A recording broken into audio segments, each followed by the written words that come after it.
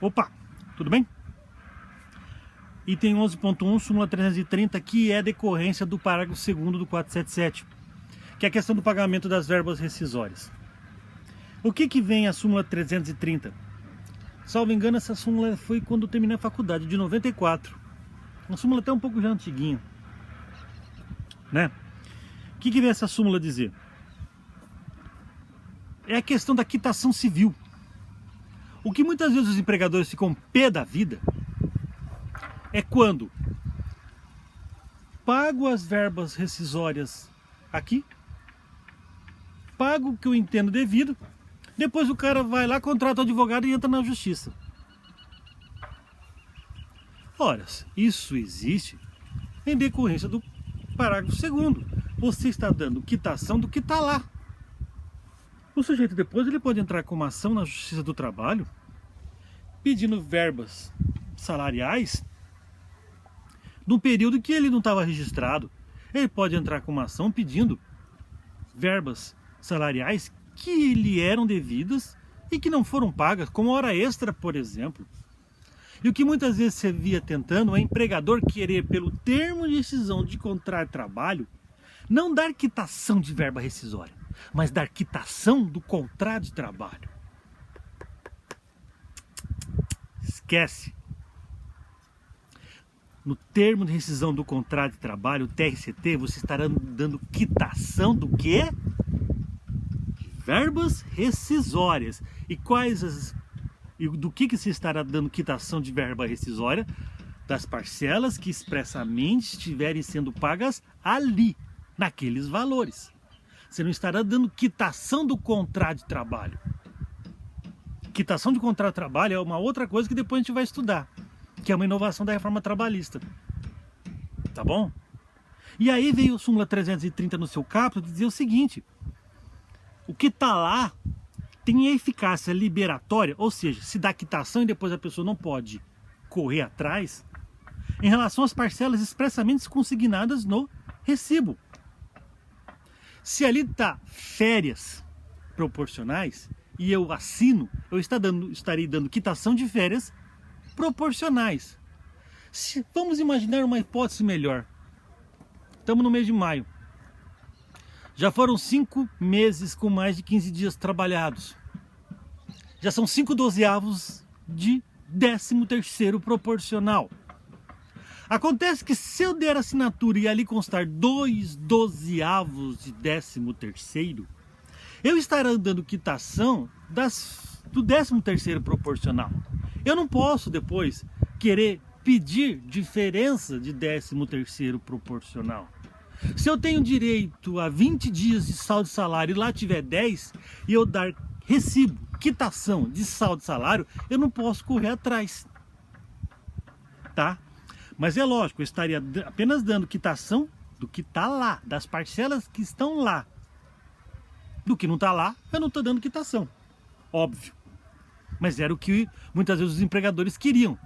Que pelo termo de rescisão de contrato de trabalho, não se desse quitação apenas das verbas rescisórias, mas quitação de todo o contrato. Quer dizer, o cara assinou o TRCT, depois ele não pode pedir nenhum outro direito trabalhista que porventura ele acha que possa ter tido durante todo o curso do contrato de trabalho. Mas o caput não para por aí, continua, vírgula. Salvo se oposto ressalva expressa e especificada ao valor dado às parcelas impugnadas. Ou seja, a Justiça do Trabalho veio na prática querer dar quitação de verba rescisória, mas deu oportunidade para o empregado opor uma ressalva. E aí o que os sindicatos começaram a fazer? Um carimbão desse tamanho, em que virava no verso do termo de rescisão do contrato de trabalho, batia o carimbo e só ficava assinalando as parcelas pelas quais o empregado não estava dando quitação. Ou então pegava o termo de rescisão de contrato de trabalho, na hora que se fazia a rescisão, o cara falava, eu não concordo com essas férias, eu não concordo com esse saldo de salário. E aí no verso ia lá, datilografava, dizendo que o empregado estava dando ressalva. O empregado assinava, pronto. Depois ele poderia, com esta ressalva, entrar na justiça pedindo as diferenças do saldo de salário que ele entende devido. Pedindo as diferenças do 13º proporcional ao que ele entende por devido. O inciso 1 diz que a quitação não abrange parcelas não consignadas no recibo. Óbvio, se ali não está pagando, eu não estou dando quitação. É uma obviedade, mas precisa. Segundo, quanto aos direitos que deveriam ter sido satisfeitos durante a vigência do contrato de trabalho, FGTS corretamente depositado, férias corretamente pago, horas extras corretamente pagas, por exemplo, a quitação é válida em relação ao período expressamente consignado. Ou seja, ele pode correr atrás de pedir, se ele não pôs, lógico, a ressalva. Se ele deu quitação sem a ressalva, ele está dando quitação do tempo que está constando lá. E se tiver além daquele tempo? E se tiver um período que ele trabalhou como empregado, mas não consta ali? Ele pode correr atrás sem precisar ter dado quitação. Penúltima aula. Última aula, semana que vem. Tá bom? 11.2. Inovação da reforma trabalhista. Você, empregador, você pode anualmente pegar seu empregado ou até mesmo seu ex-empregado, levá-lo ao sindicato da sua categoria e no sindicato da sua categoria você faz um termo pela qual o empregado estará dando quitação, recibo, de que todas as verbas trabalhistas devidas foram pagas.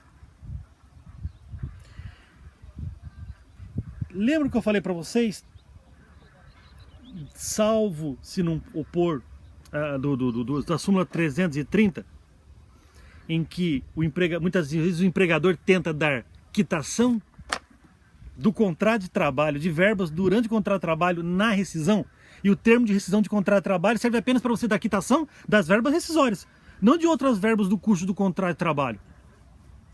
Aqui foi uma maneira que o empregador arranjou, o legislador trabalhista arranjou para que o empregador possa dar quitação de toda e qualquer verba no curso do contrato de trabalho, com o seu atual empregado, até mesmo contra o seu ex-empregado. Então eu posso chamar o empregado, o ex-empregado, levar para o sindicato e falar: olha, ano passado estou te devendo hora extra e eu vou te pagar. E aí põe a quitação. Põe a quitação e dando aquilo ali, depois o empregado não pode entrar com ação trabalhista.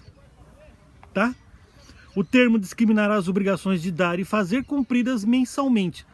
No caso aí a discriminação é mensal. Obrigação de dar, obrigação de fazer, a entrega de cesta básica, por exemplo, pagamento de plano de saúde, reembolso de despesas, né? E dele constará a quitação anual dada pelo empregado. A discriminação é mensal, mas a quitação tem que ser por ano, tá? Período de 12 meses. Com eficácia liberatória das parcelas nele consignadas. Ou seja, lógico, esse termo de quitação anual de obrigações trabalhistas, você só dará quitação do que estiver lá expresso. Nós estamos passando por um momento de dificuldade. Pode acontecer de um empregador ficar devendo direitos trabalhistas aos seus empregados porque não tem dinheiro. É melhor pingando do que seco. E aí pode acontecer do empregador, no curso desse período aí que nós estamos passando, de dificuldade econômica, não pagar devidamente as verbas trabalhistas, e depois, melhorando a economia, entrando dinheiro, ele pode chamar o empregado e levar para o sindicato e falar: olha, você trabalhou horas extras, eu não te paguei, não recolhi a FGTS, vou te indenizar, por exemplo. Tá? E aí livra o empregado, depois se entrar com ação trabalhista, tem como usar isso daí para elidir, para espantar qualquer pleito, qualquer pedido judicial. Beleza? Até semana que vem.